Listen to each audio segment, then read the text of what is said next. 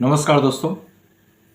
मैं अपने इस चैनल के माध्यम से अलग अलग विषयों पर बात करता रहता हूं और कुछ नया आप लोग को बताने की कोशिश करता हूं ताकि अ, हम लोग हमेशा जो है जो भी हमारे आसपास जो घटनाएं घट रही हैं और जो घट चुकी हैं उनसे जुड़ सके और वो कितना प्रभावित करती हैं इन सारी चीज़ों पे हम लोग एक विश्लेषण कर सके और कहीं ना कहीं इन सारी घटनाओं का हमारी ज़िंदगी पे प्रत्यक्ष या परोक्ष रूप से असर तो पड़ता ही है। यानी कि डायरेक्ट इनडायरेक्ट जो है ये हम लोग को इन्फ्लुएंस करती है, इम्पैक्ट तो डालती हैं। ऐसी कुछ घटनाएं जो घटी हैं वो अभी जो हाल में प्रदर्शन हुआ है जंतर मंतर पे, तो उसको लेके मैंने एक वीडियो भी बनाया था। उस जो प्रदर्शन हुआ है उसके बारे में जो भी पॉलिटिकल इश्यूज उसमें थे या फिर जो वहाँ पे जो नाराज़गी थी उसको लेके मैंने अपनी बात रखी थी। वो एक अलग विषय है। आज मेरा विषय इससे हट के है। जो मेरा टॉपिक है वो कहीं ना कहीं उन लोगों को लेके है जो कुछ भी बोल जाते हैं अभिव्यक्ति की आज़ादी के नाम पे। मतलब भारत में अगर हमारे देश के संविधान ने, एक तो बाबा साहब ने बहुत अच्छा काम किया कि संविधान दिया, हालांकि कुछ कमियां हैं तो उसके बारे में कभी चर्चा होगी, लेकिन इसमें एक बात आपको माननी पड़ेगी कि उनके और उनके जो साथी थे, बाबा साहब के साथ जो बी.एन. राव वगैरह थे, या जो हमारे देश के प्रथम राष्ट्रपति थे डॉक्टर राजेंद्र प्रसाद, उन्होंने जब इस संविधान को बनाया था तो उन्होंने जो ये जोड़ा था अभिव्यक्ति की आज़ादी, उन्होंने कभी नहीं सोचा था कि एक दिन ये अभिव्यक्ति की आज़ादी इतनी भारी पड़ जाएगी कि ये देश के प्रधानमंत्री तक पहुंच जाएगी और गाली गलौज तक शुरू हो जाएगा। और अभिव्यक्ति की आज़ादी के नाम पे, फ्रीडम ऑफ स्पीच के नाम पे इतने भद्दे भद्दे कमेंट्स, इतनी गालियां किसी देश के प्रधानमंत्री को आप दे नहीं सकते जितना भारत के प्रधानमंत्री को दिया जाता है। हमारे देश के नेताओं को जितनी गालियां पड़ती हैं या दी जाती हैं, माना कि वो गलत है, उन्होंने गलत किया है, आपके पास पूरा राइट है फ्रस्ट्रेशन निकालने का। आप वोट देने के लिए जाते हैं, आप जहाँ चाहे वहाँ मर्जी आप वोट दें, लेकिन उसके बाद उससे भी जब मन नहीं भरता है तो लोग जिस तरीके से गाली गलौज शुरू कर देते हैं और पूरा बाढ़ आ जाता है गालियों का, और बोलने की तो कोई सीमा रह नहीं गई है, चाहे किसी भी वर्ग का व्यक्ति हो। कुछ लोग कह रहे थे कि सिर्फ जेनजी जो है वही गलत बोल रहे हैं। मैं कहता हूँ कि वही नहीं, वो भी कहाँ से सीख रहे हैं? वो मिलेनियल से सीख रहे हैं। मिलेनियल जो है अपने सीनियर से सीख रहे हैं। कहने का मतलब क्या है कि सामाजिक तौर पे जब हम लोग कोई अपनी बात रखते हैं तो उसमें जब गाली गलौज शुरू हो जा रहा है, गुस्सा है तो गुस्सा में भी गाली दे रहे हैं, गुस्सा नहीं है तो फ्रस्ट्रेशन निकालने के लिए गाली दे रहे हैं, वायरल होने के लिए भी गाली दे रहे हैं, प्रधानमंत्री को भी गाली दे रहे हैं, वो इसलिए कि वायरल हो जाए। और हुए भी हैं कुछ लोग जिन्होंने प्रधानमंत्री को गाली दी, आज वो लोग वायरल हो चुके हैं। कहने का मतलब ये है कि वायरल होने के लिए और पब्लिसिटी गेन करने के लिए, या फिर आपको लोग पॉपुलर कर देते हैं, इस नाते आप किसी को भी गाली देते चले जा रहे हैं जिसकी कोई सीमा नहीं है। लेकिन जिस तरीके से इंडियन आर्मी को लेके फक इंडियन आर्मी बोला गया, मैं इन शब्दों का इस्तेमाल नहीं करना चाहता था, लेकिन आप सोचिए, आप कल्पना कर सकते हैं कि किसी देश में, मतलब अपने देश की आर्मी को यह बोला जाए। और भारत में यह स्थिति आ चुकी है कि यहां पे जो अपने आप को बहुत इंटेलेक्चुअल समझते हैं, ठीक है वो बच्चे हैं, लेकिन क्या उनके पेरेंट्स की जिम्मेदारी नहीं बनती कि वो भारत के आर्मी के प्रति, कम से कम आर्मी के प्रति तो उन्हें सम्मान करना सिखाएं कि इंडियन आर्मी बहुत बड़ी चीज है भारत के लिए। मतलब इतना ज़्यादा वीडियोस चलता है सोशल नेटवर्किंग साइट पे, चाहे यूट्यूब चैनल ले लीजिए, चाहे इंस्टाग्राम ले लीजिए, चाहे फेसबुक ले, कहीं पे भी आप देख लें, इतने भर भर के आपको अच्छी अच्छी चीज़ें देखने को मिल जाती हैं। इंडियन आर्मी ने क्या किया, कैसे किया, उन सबको एक ही बार में लेके धुल दिया सिर्फ फक इंडियन आर्मी कह के। मतलब ऐसा क्या, मतलब वो क्या ऐसा है कि आपने ये बात कह दी, ये सोचने को मजबूर हो जाता कोई मेरे जैसा इंसान, इंडियन आर्मी को आप ऐसा कैसे कह सकते हो?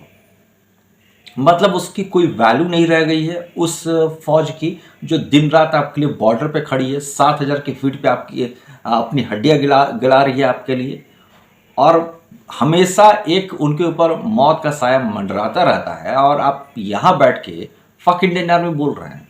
मतलब कोई लिमिट नहीं रह गई है, जिसको जो मन में आ रहा है वो बोलता चला जा रहा है। तो क्या संविधान इसलिए बना था भारत में कि आपको जो अच्छा लगेगा वो बोलते आप चले जाएंगे? इंडियन आर्मी को आप गाली देंगे, आप देश के प्रधानमंत्री को गाली देंगे। आप सोच के देखिए कि इंडियन आर्मी के जॉब को क्वालिफाई करना कितना टफ काम है। 140 करोड़ लोगों की जिम्मेदारी उठाना, उस प्रधानमंत्री पद तक पहुंचना कितना टफ काम है। पुलिस पर्सनल्स को जो वहां पे डिप्लॉय किए गए थे, उनके सामने आहा ओह ये चल रहा है, उनकी कोई वैल्यू नहीं रह गई है, क्योंकि हम वायरल हो जाएंगे। भारत के एजुकेशन सिस्टम ने भारत का भविष्य का तो कबाड़ा किया ही किया, संस्कार भी नहीं दिया। आप यकीन मानिए, जो अभी भारत का एजुकेशन सिस्टम चल रहा है, और मैं सिर्फ इसी सरकार को मैं दोष नहीं देता हूँ, कहीं ना कहीं हमारा एजुकेशन सिस्टम इसमें इन्वॉल्व है। हालांकि मैं मानता हूँ कि एक सभ्य समाज में जहाँ हम राम राज्य की कल्पना करते हैं, वहाँ पे तो गाली तक की जगह नहीं होनी चाहिए। और शायद यही वजह है कि हमारे पूरे संस्कृत व्याकरण में और संस्कृत भाषा में आपको गाली का एक शब्द नहीं मिलेगा। ये विदेशियों के द्वारा ठूसा गया है, हम लोग के ऊपर थोपा गया है। लेकिन फिर भी चलिए, मैंने मान लिया बहुत आप गुस्से में आपके मुंह से गाली निकल गई, वो टॉलरेट कर किया जा सकता है, उसे बर्दाश्त किया जा सकता है। लेकिन इस तरीके से कम देश के प्रधानमंत्री को गाली देना, इंडियन आर्मी को गाली दे देना, बड़े बड़े पॉलिटिशियंस को गाली देना, चाहे वो किसी पद बैठा होगा, कहीं से भी शोभा नहीं देता है। और इसको ठीक करने की जिम्मेदारी सबकी है। आज एआई से हम पिछड़ते चले जा रहे हैं। आज हम एडवांस टेक्नोलॉजी के कंपैरिजन में हम लोग कहीं नहीं खड़े हैं। लेकिन उसके साथ साथ इस शिक्षा व्यवस्था ने संस्कार भी नहीं दिया, इसमें भी कोई दो राय नहीं है। और इसमें सबको सोचने की जरूरत है कि आखिर देश का भविष्य कहाँ जा रहा है। और मैं एक बार जरूर कहना चाहूँगा उन लोगों से जिन्हें गाली देने में बहुत मज़ा आता है, चाहे देश के प्रधानमंत्री को, चाहे देश की आर्मी को, आप इस देश से बाहर निकलिए। आप इराक जाइए, आप सीरिया जाइए, आप लेबनान जाइए, आप इन देशों में कभी जाइए, आपको एहसास हो जाएगा भारत क्या चीज़ है। अभी तक आपने देखा नहीं है कि भारत ने आपको क्या दिया है। बहुत आसान होता है ये बोल देना कि इस देश ने हमको क्या दिया है या इस देश से हमको क्या मिला है। जिस दिन आपको शरणार्थी बन के 24 घंटे ही सिर्फ गुजारने पड़ जाएंगे, उस दिन आपकी हालत खराब हो जाएगी। आपको कुछ नहीं दिया तो कम से कम आपके ऊपर एक लेबल अगर चिपका हुआ है इंडियन होने का, भारतीय होने का, यही अपने आप में बहुत बड़ी बात है। लेकिन ये अभी नहीं समझ में आता है, क्योंकि अभी आप सेफ जोन में हैं। आपको ये तब समझ में आता है जब आप कहीं फंसते हैं, चाहे वो आपका सीरिया हो, चाहे वो आपका ईरान हो, चाहे वो आपका इराक हो। अभी हाल ही में ईरान में क्या हुआ, क्या गदर मचा था। जो मैं भारत सरकार से यही निवेदन करूंगा कि हर साल हमारे देश के बच्चों को ईरान, इराक, सीरिया या ऐसे देशों का टूर कराए जहां पे सरकार के खिलाफ बोलने पे ही फांसी दे दी जाती है, या फिर उन्हें कुचल दिया जाता है, या फिर उन्हें दर्दनाक मौत दी जाती है।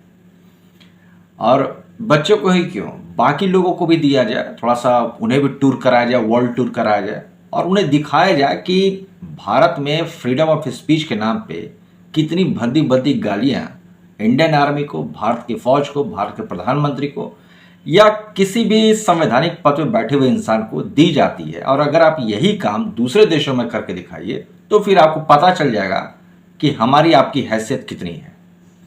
तो भारत सरकार मेरी इस राय पे, सुझाव पे थोड़ा अमल करे, और जिनका दिमाग ज़्यादा गर्म रहता है और जिन्हें सरकार से ज़्यादा शिकायत है, उन्हें थोड़ा यहाँ पे जाके एक बार टूर कराए। और इन्हीं देशों का क्यों फ्रांस का भी कीजिए, अमेरिका का भी कीजिए, आप ऑस्ट्रेलिया का भी कीजिए, हर देश का टूर करके देखिए, आपको समझ में आ जाएगा कि कहाँ पे क्या स्थिति है। बहस करना बहुत आसान होता है, किसी के ऊपर कमेंट कर देना बहुत आसान होता है, लेकिन अगर आपको नॉलेज नहीं है, आपको दुनिया के बारे में, दुनिया के हालातों के बारे में, देश के इतिहास के बारे में जानकारी नहीं है, तो इस तरीके का कमेंट ना करें, क्योंकि इससे देश की तो छवि खराब होती है, आपकी भी छवि खराब होती है और आपका भी भविष्य खराब होता है। इसी के साथ मैं अपनी बातों को ही खत्म करना चाहूँगा। मिलते हैं किसी नए विषय पर चर्चा करने के लिए। तब तक के लिए धन्यवाद। जय हिंद, वंदे मातरम दोस्तों।